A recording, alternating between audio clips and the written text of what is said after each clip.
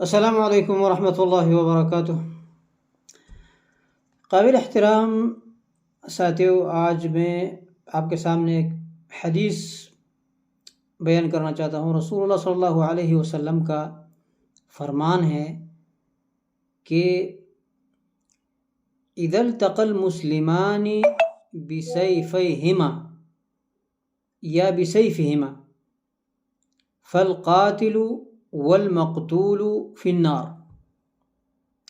جب دونوں مسلمان دو آدمی ہیں، دونوں مسلمان ہیں، ایک دوسرے کے خلاف تلوار لے کر وہ کھڑے ہو جائے، ایک دوسرے کے خلاف تلوار لے کر، جیسے آج کل اسلحہ بدل گیا ہے، بندوق لے کر، کلاشنکوف لے کر یا کوئی اور پستول لے کر ایک دوسرے کے خلاف کھڑے ہو گئے اور ایک دوسرے کے خلاف لڑ رہے ہیں، تو ان کا حکم کیا ہے؟ رسول اللہ صلی اللہ علیہ وسلم نے فرمایا کہ فالقاتل والمقتول فی النار۔ تو ان میں ضرور یہ ہوگا کہ ایک قتل ہوگا، ایک قاتل ہوگا، ایک مقتول ہوگا، ایک دوسرے کے ساتھ لڑیں گے تو ظاہری بات ہے ایک قتل ہو جائے گا۔ تو فرمایا کہ یہ جو قتل کرنے والا اور قتل ہونے والا دونوں یہ آگ میں ہوں گے، جہنم میں ہوں گے۔ تو صحابی نے پوچھا کہ یا رسول اللہ ھذا القاتل، یہ جو قتل کرنے والا تو ٹھیک ہے، سمجھ میں آتا ہے کہ اس نے تو قتل کر دیا، فما بال المقتول، لیکن یہ جو قتل ہوا اس کا کیا قصور ہے، یہ کیوں جہنم میں جائے گا؟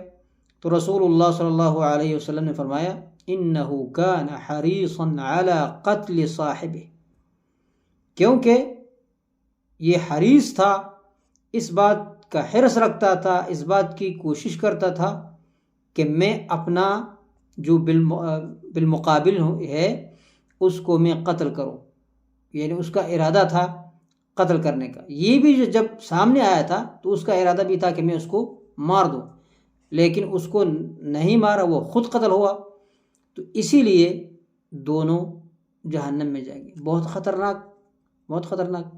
یہ کیا؟ جو دونوں مسلمان ایک دوسرے کے خلاف دشمنوں کی طرح لڑتے ہیں اور اسلحہ لے کر، اسلحہ ایک دوسرے کے خلاف اٹھاتے ہیں، ان کو اپنا انجام معلوم ہونا چاہیے۔ ان میں سے جس نے ایک بندے نے قتل کر دیا تو یہ نہ سمجھے لوگ کہ جو قتل ہوا وہ بے گناہ تھا، نہیں، بے گناہ وہ ہوتا ہے جس کے پاس اسلحہ نہیں ہے اور دوسرے آدمی نے آ کے اس کو قتل کر دیا، یہ بے گناہ، ٹھیک ہے، بے گناہ۔ لیکن دونوں نے ایک دوسرے کے خلاف اسلحہ اٹھایا اور چلایا، ایک قتل ہوا تو دونوں جہنم میں جائیں گے۔